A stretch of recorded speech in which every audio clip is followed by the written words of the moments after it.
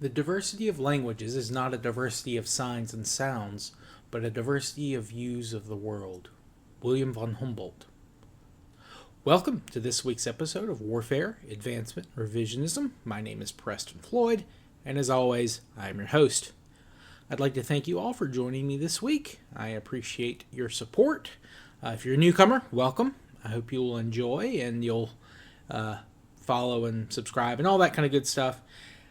And you'll go back and listen to our prior episodes. And if you're a returning listener, again, thank you guys as always. And again, thank you for your continued support. I am back and refreshed after a nice long weekend last weekend. And then, of course, short work week this week helped out. But we're back into the swing of things, and we will be for the foreseeable future, I believe. So, don't really have too much feedback from last week's episode. So today we're going to be going ahead and jumping onto and continuing our overview of the Proto-Indo European language. Also, we'll sometimes shorten that to PI, so I don't wear out my voice, just keep repeating Proto-Indo European. But we're going to be doing our overview of the Proto-Indo European language and the theories in relation to its emergence and its probable relation to at least one of the groups that we've been discussing this season. Now, to start, I do want to talk about comparative linguistics as a discipline.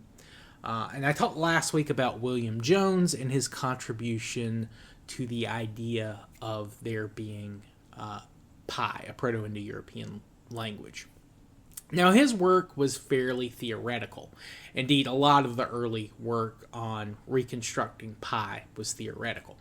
But this begins to change in the early 1800s when you have several people begin to take a more scientific approach to linguistics. And this, of course, eventually gives birth to the comparative method and comparative linguistics as a whole. Now, some people think this just means looking at words in different languages and seeing, oh, well, these words are similar, so these languages are all part of the same family.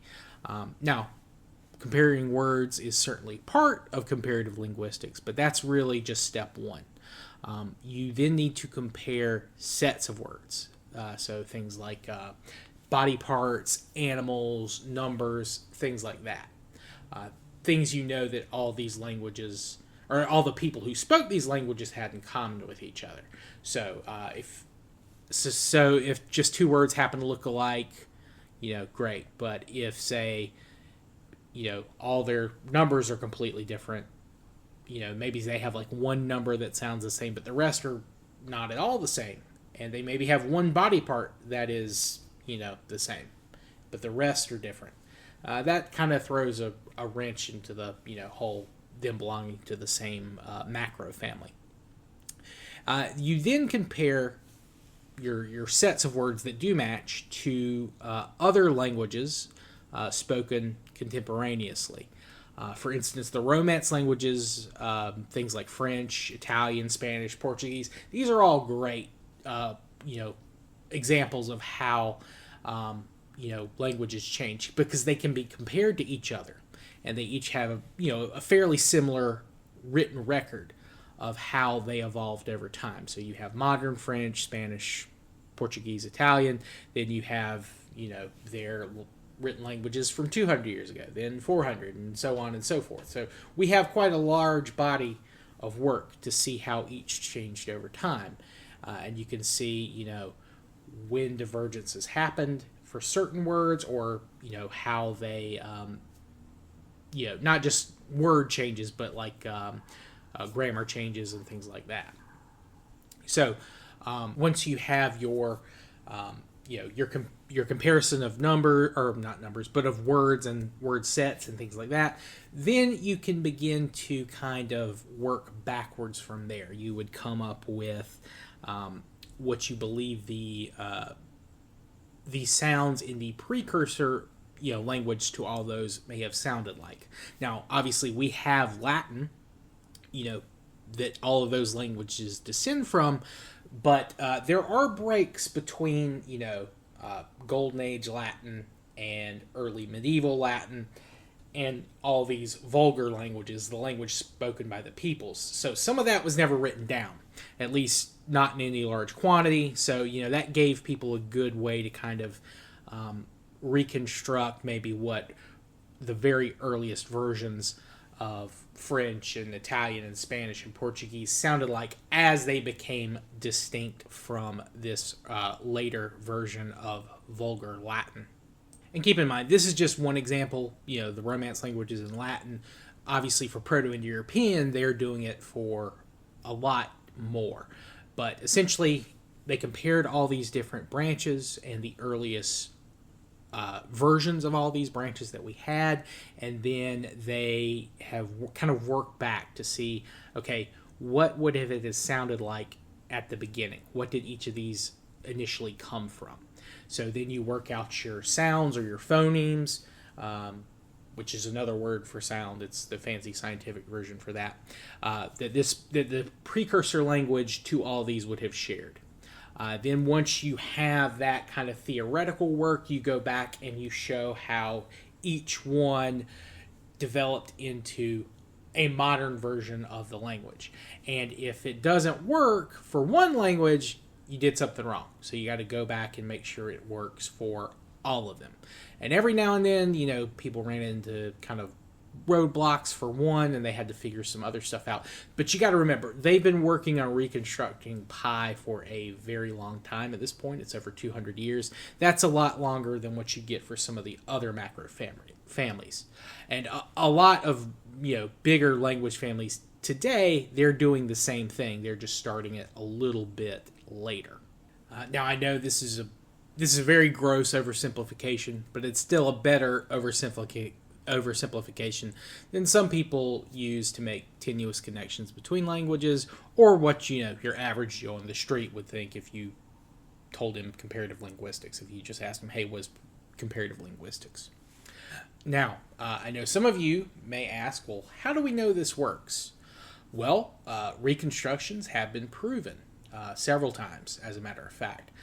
Mycenaean Greek was theoretically reconstructed, and then, of course, the linear B script, which Mycenaean Greek was written down in, but that was deciphered in the 1950s, and it showed that the theoretical reconstruction was very accurate.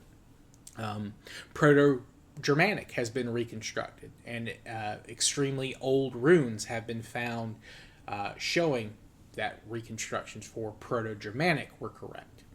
Another big one is Hittite, the Hittite language, which we will be discussing more later this episode.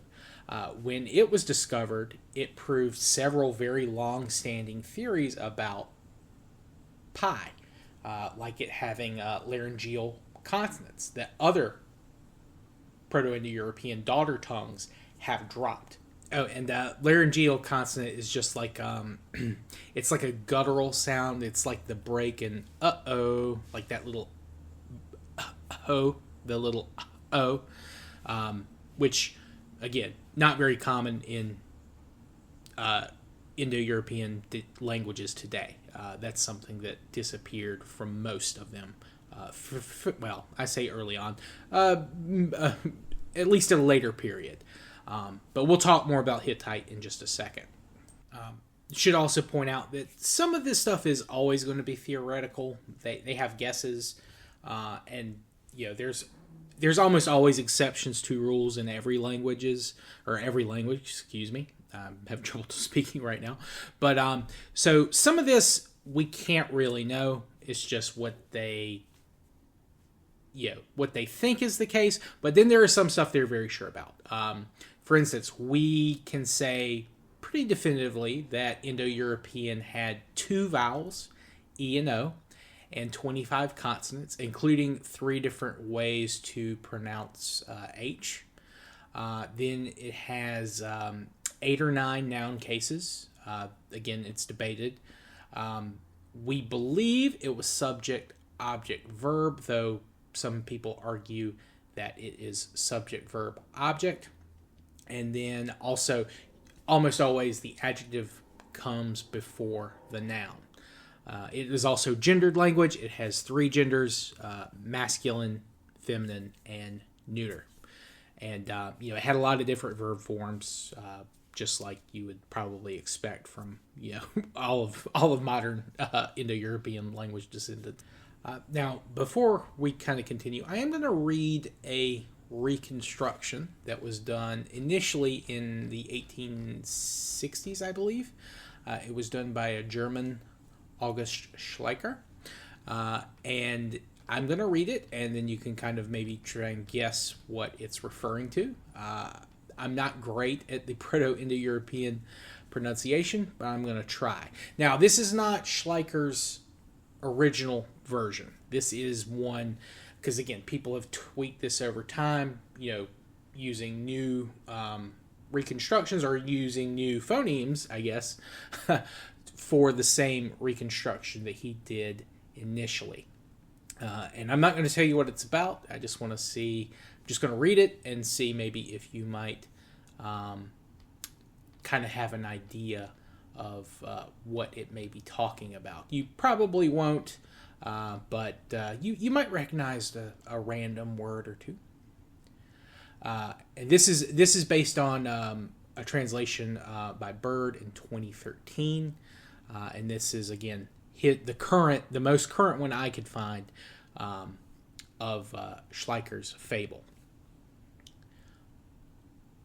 Huis equosque hoe hoisme huluna ne hest so equomos dert so quorum quam ucoeted so mechum borum so degemonum hocu bered hos hequas oibus es uequid de gemnom specio hequomos que hagete ker moi ag unutor hequus tu uequand clod he honoi tod speciemonus nesme ac nutor ker de gemo potis se hois hula guermon ustum upt haoibuios tu ha ulna ne este tod kekluros hois hagorum buchid. So yeah, that's my very, very terrible attempt to pronounce that. But essentially, this is known as the sheep and the horses. And I'm going to read what the English translation of this would be. A sheep that has no wool saw horses. One of them was pulling a heavy wagon, one carrying a big load, and one carrying a man quickly. The sheep said to the horses, "My heart pains me, seeing a man driving horses." The horse said, "Listen, sheep, our hearts pain us when we see this. A man, the master, makes the wool of the sheep into a warm garment for himself, and the sheep has no wool." Having heard this, the sheep fled into the plain. So, there you have it. That's just a very early reconstruction done. That's a modern translation of, or a modern reconstruction, I should say, from an earlier reconstruction. And the first one done by Schleicher is a little bit easier to read, and I'll give you that one. It's Avis akvasas ka, avis jasmin varna na a est, dadarka akvams tam, vagham garum, vaghatam tam, baharam magam tam, manum aku barantam, avis akvabajams vavakat card, agnutai mai vidanti manum akvams agantam, akvasis a vavakant, crudi avai card agnutai vivant svas manus patis varnam avsams carnauti svabamjam garmnam vastra avbiv hamjams ka varna na asti tat kuk ruvantis avis agam a bugat. So it's much easier to read that early translation because there's less pronunciation notation in that. There's less accent marks. And again, I think that was his initial reconstructions before they determined that the H could be pronounced with so many, three different versions of the H sound. So, and people have basically gone back every couple of decades and updated that reconstruction. Basically, anytime there's a big new breakthrough in Proto-Indo European reconstruction, someone goes back and updates that. You can find it online. It's Schleicher's Fable. You can go back and read a number of different versions for it, if you're so interested. All right, so now we've gotten kind of the overview of the language itself, at least what we know from reconstructions, and we're going to talk about the theories involving that and its emergence. Apologies for the odd edit there. I was having some technical issues for a second. Was able to get it fixed, but may have cut off a little bit of what I said towards the end there, so apologies for that. Now, the subject of the Indo-European homeland is a little bit controversial. In fact, it's a lot controversial, especially among academics.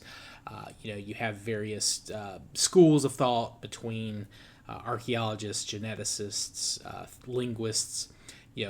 Each of those fields has their own internal debates, and then you have the debates between each of those fields themselves. And there's some overlap between all of them, but there's also differences between which theories ascended among which group at which time.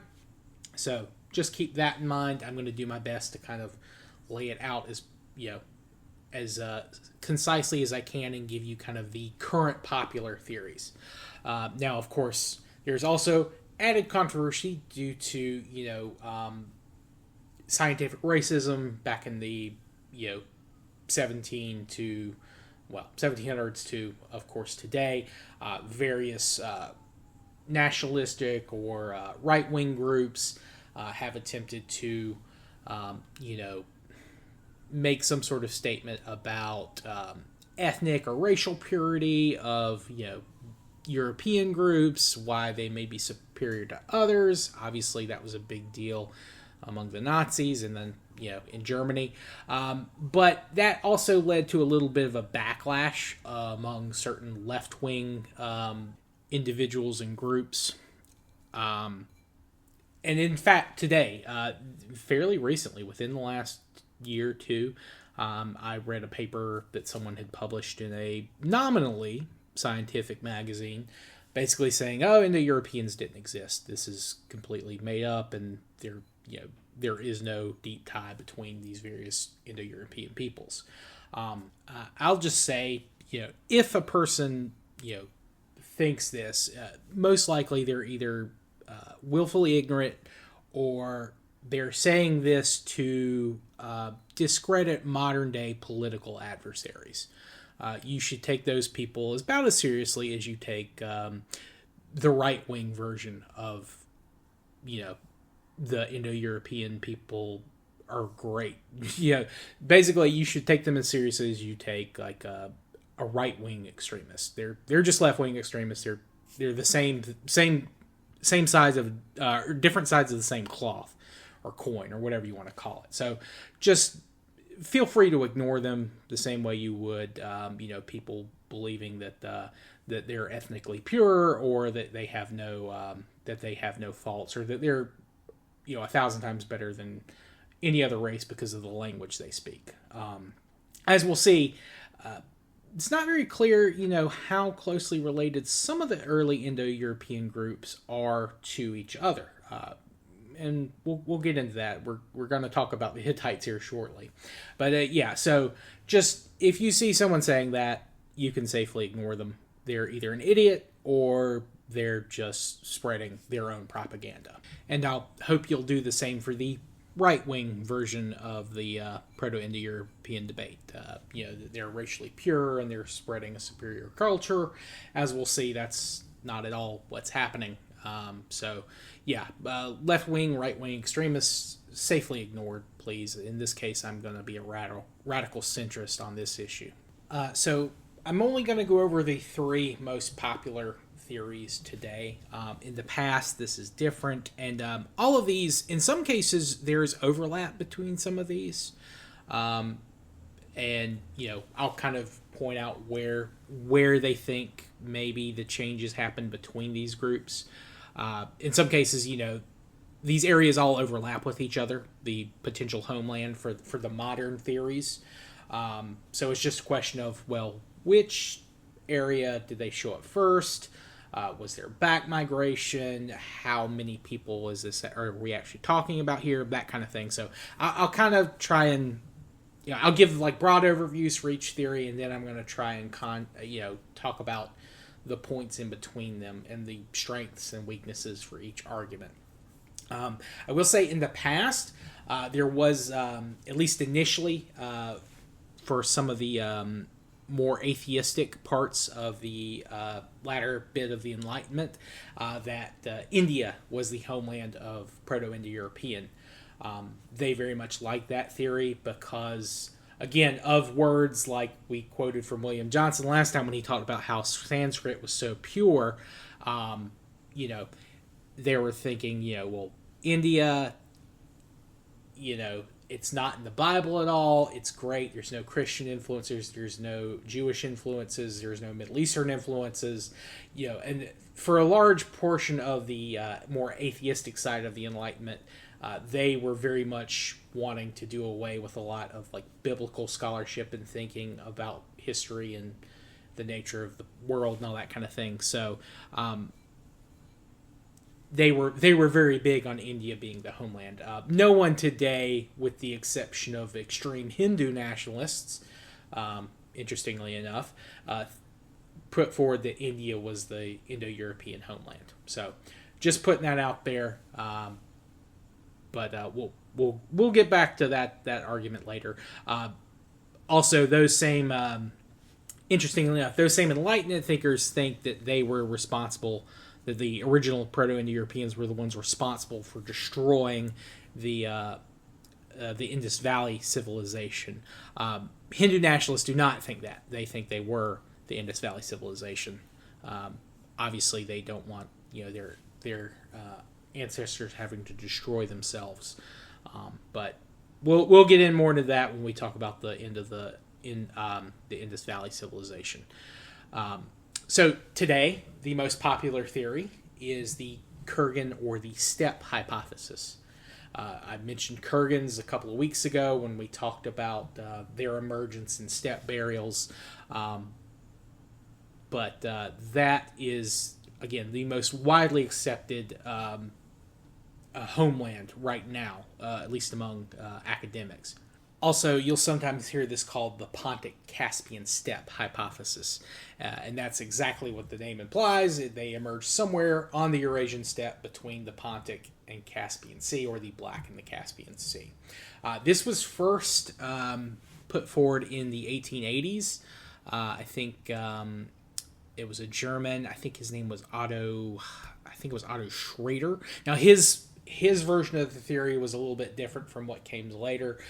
V. Corton Child also supported this theory in the 1920s, but it was really systematized and kind of, all the more recent excavations and stuff was really initially put forward by Maria Gimbutas. Now, I've talked about her, I believe, in the past. I think I've mentioned her back in season 2 and 3, but she was a very important and very influential archaeologist.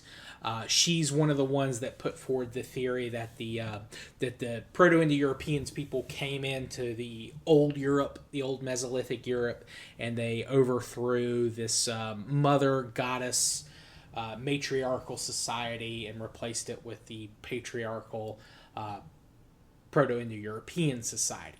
Now, and again, this was, I think, in 1956 when she kind of put this theory out there in a more systematized way. Now, at the time, this was extremely controversial because, again, in the 1950s, there was still a lot of backlash due to the Nazis and things like that. A real stigma held, kind of lingered on Indo-European studies in a lot of fields. she had lived. She was Lithuanian.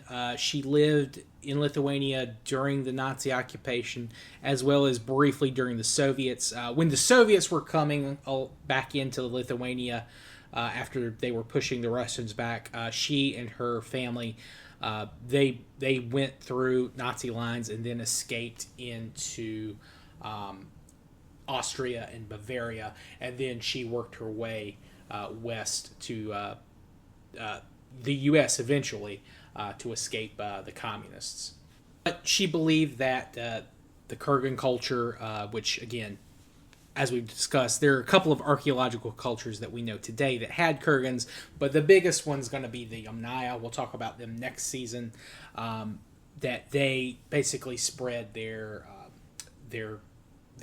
spread with the help of their horses and their cattle. Their high mobility allowed them to spread out, move in different directions, and kind of spread their corded-ware pottery, their knowledge of horse riding and horse training, and chariots, that kind of thing, as well as some level of metallurgy as well. And again, she believed that they were responsible for spreading like patriarchal culture into Europe, as opposed to the more egalitarian and matrilineal inclined old European Mesolithic and early Neolithic farmers. Then the second big theory you have was initially proposed by Colin Renfrew. I think he initially put this forward in the 1980s, and he knew Maria Cambutis. They were friends, but he believed that the Indo-European languages spread into Europe from Anatolia from around 7000 BC, with the spread of agriculture from Anatolia into Europe. Now, the last theory is the Armenian or the Irano-Armenian hypothesis, also sometimes known as the Southern hypothesis. This is a newer theory, and it's mostly based on genetic evidence. And it's been kind of bandied about by a few people. I think the most recent person that kind of really big name attached to it is David Reich, the geneticist. He's extremely famous in the genetic field. But the other people have kind of saying, well, wait, he might be onto something here. But it is not widely accepted because for his I'll hold off on that. But so those are the three big hypotheses or hypothesi of where Proto-Indo European emerged from. Now, part of the reason that the steppe hypothesis is so popular is because of horses. A lot of the Indo-European shared vocabulary, in all these daughter languages that are similar, comes from things that you would expect from a herding society, people that were very big on animals. Horse, sheep, ewes, equus for horses, bos for cows. All of that shows up very heavily. There's a lot more terms for relatives in relation to your father than there are in terms of relatives in relation to your mother. And, there are, you have uncles that are much more important than your aunts, at least in, that's what you kind of see. So you would expect them to be somewhat patriarchal, more reliant on animals that you would find in the steppe versus some of these other places. There's not as much of a shared vocabulary for plants. There's more loanwords in certain languages for certain types of plants than others, which shows that they were introduced into the languages at different points, or at later points, at different and later points, I guess is the best way to say that. They also, they had a word for honey, but not a word for bee, which means they didn't have bees. Honey was just something they traded for. So, in the Middle East, in Anatolia, the Caucasus, bees were present. They knew that's where honey came from, so that's probably something that came in a little bit later. So these are all part of the reason that the steppe hypothesis is so widely accepted. Also, there's the genetic evidence. There's a lot of the earliest versions of patrilineal descent comes from populations that are most heavily noticed in the steppe, R1A, R1B. If you want to look those up, you can Google those. You can find out what they are in terms of like patrilineal descent. So that's all kind of tied in. They think that all of this kind of spread based upon these family lines in the steppe.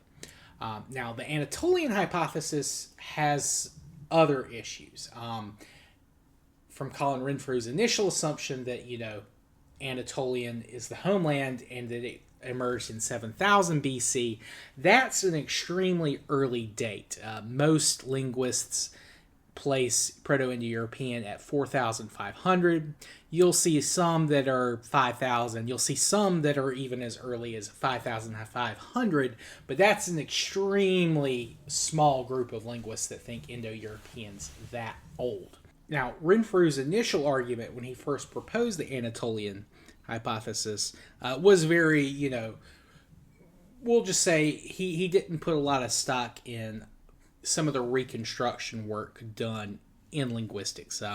His famous response was that you can't really compare reconstructions to a theory that the presence of the word cafe in all modern Romance language implied that the Romans had cafes too. But a big rejoinder from people that do support the steppe hypothesis at the time was, well, you're saying that the Hittites or the Proto-Indo-Europeans moved into Europe from Anatolia.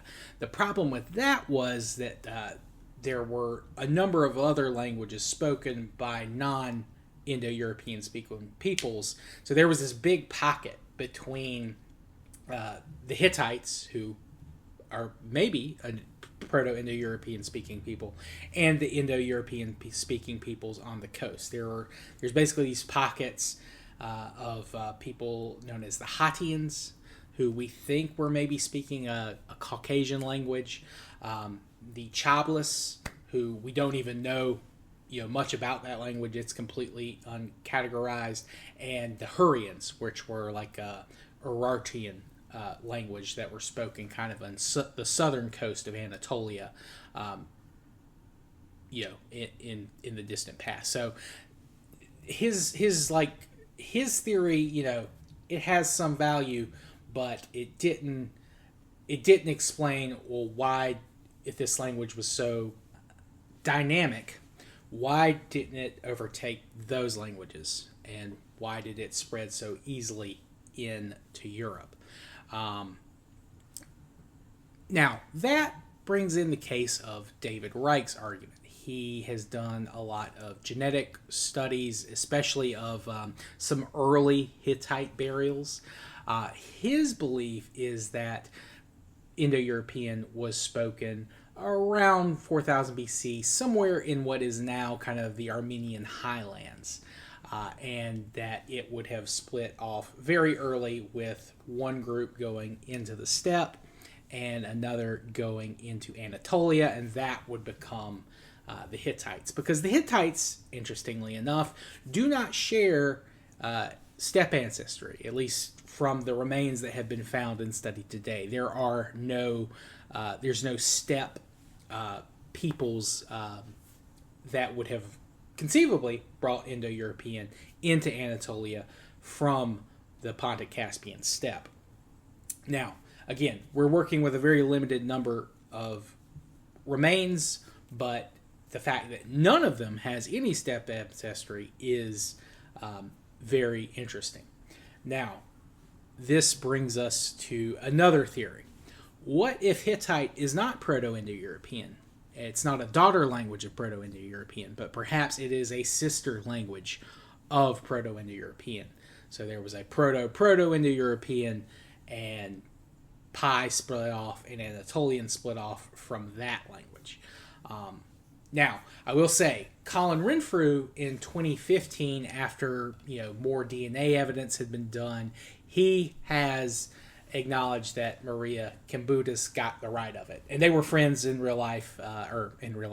They were friends. They collaborated a lot.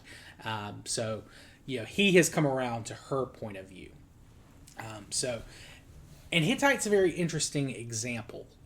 Because if you look at some Indo-European myths, there are similarities between Hittite myth and Proto-Indo European myths, but they're missing the element of horses. So it is possible, or at least in the earliest versions, they are missing the horse element. There is a famous, just to kind of give a rough overview of a popular Indo-European myth, and you might recognize it, but there is a fertility god or goddess in some cases that goes missing. That something happens that's preventing them from having spring essentially, and the world is essentially tied up in famine and all that kind of stuff. Now in the Hittite myth, the god of fertility is he's fallen asleep, and he's attacked by a bee, which again, Proto-Indo-European, they didn't have a word for bee, at least initially. So this bee stings him. He goes on a rampage. That makes things even worse, and he's eventually returned to his role as a figure. Now, in other Indo-European myths, it is a goddess. Her daughter has been taken by someone on horseback, and she's walking around searching for him. But eventually, she's reunited with her daughter, at least on a temporary basis. That Greek myth as the myth of Hades abducting Persephone and her mother Demeter. Searching frantically to find her and not performing her duties as a harvest goddess. Of course, they're reunited for a few months every year, and then Persephone returns to the underworld, while Demeter kind of goes into this melancholy that prevents things from growing. So, now another problem with the Armenian hypothesis is kind of tied into that. The steppe herders that the popular theory is that spread pie, they don't have any Neolithic Iranian or Armenian farmers. They're not getting their Caucasian DNA from those groups, which is what Reich initially was suggesting. They only have Caucasian hunter-gatherers. Now, it's possible that that some of these Iranian / Armenian hunter-gatherers had at one point been descendants from people who had first practiced agriculture in the Iranian plateau, and maybe it wasn't as easy or not as productive as just herding, so they may have forgotten their agricultural roots, as it were. So that is one theory. Also, there could just be the fact that there is a lot of continued trade between the steppe and the Caucasus, and that kind of kept language transfer between various pie groups open. But that's all stuff to kind of keep in mind. Eventually, we may find more remains from the Hittite period to test for DNA, but right now, by and large, most academics agree that the steppe hypothesis is the likely origin point for Proto-Indo-European, which again, it's emerging right towards the end of this season at the latest. 4,500. 4,000 is really when it begins to start to spread, especially with the Yamnaya people, which we'll get back to. So I just wanted to put those theories out there, let you guys know in terms of, I just wanted you to be aware of those and say that, at somewhere in the places we've talked about this season, Proto-Indo-European is being spoken. It's probably not being spoken by a huge number, maybe only a couple of hundred, and then it will begin to spread over the course of next season, especially in all directions. So, just wanted to put that out there as part of the theory. And for this, I guess to kind of conclude the episode, we will begin with the reconstructed Proto-European creation myth, as we kind of did with the Sumerians and some of the other creation myths we've talked about this season. So in the beginning, there was nothing. There was no earth, no sky, no tree, no hill, no sea, no stars, nor sun, nor moon, or anything like that. Instead, you have a man, or the man, the first man, Manu, and his brother, Yimo, who is in some versions, a giant. Some reconstructed version, he's considered a giant. And Manu sacrifices his brother, and with the help of the heavenly gods, Sky Father, the Storm God, and two divine twins, they begin to forge the world from the remains of Yimu. You may recognize that name. It shows up as Ymir in Norse myth. He's the giant that Odin killed along with his brothers to create the world. And then after Manu sacrifices his brother, he is installed essentially as the first priest.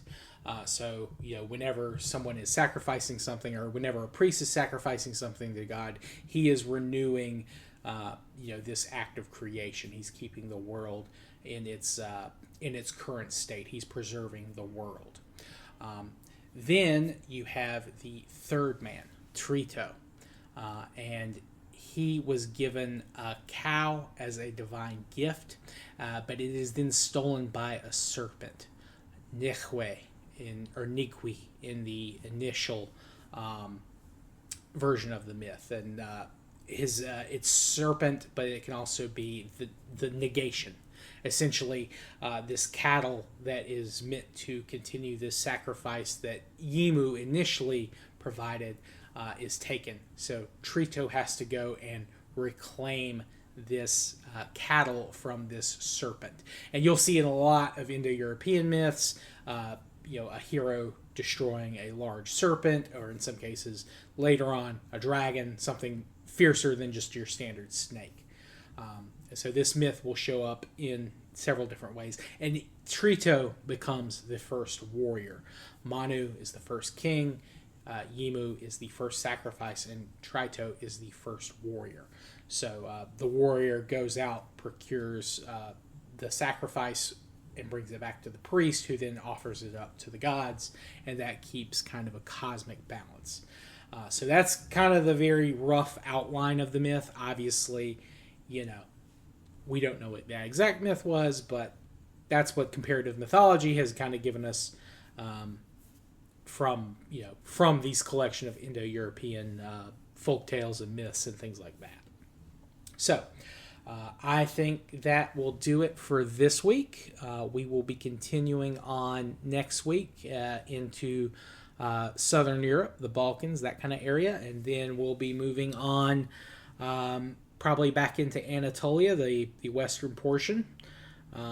So kind of keep all these ideas in mind as we go back and talk. Maybe you guys will make some more connections that I've missed, or maybe I'll make the connections that I may have missed previously, and we'll continue on and finish up Europe, and then we'll be going over to the Americas for this season. So I hope you guys have enjoyed this episode. Please rate 5 stars, download, all that kind of good stuff. Kind of help the channel grow.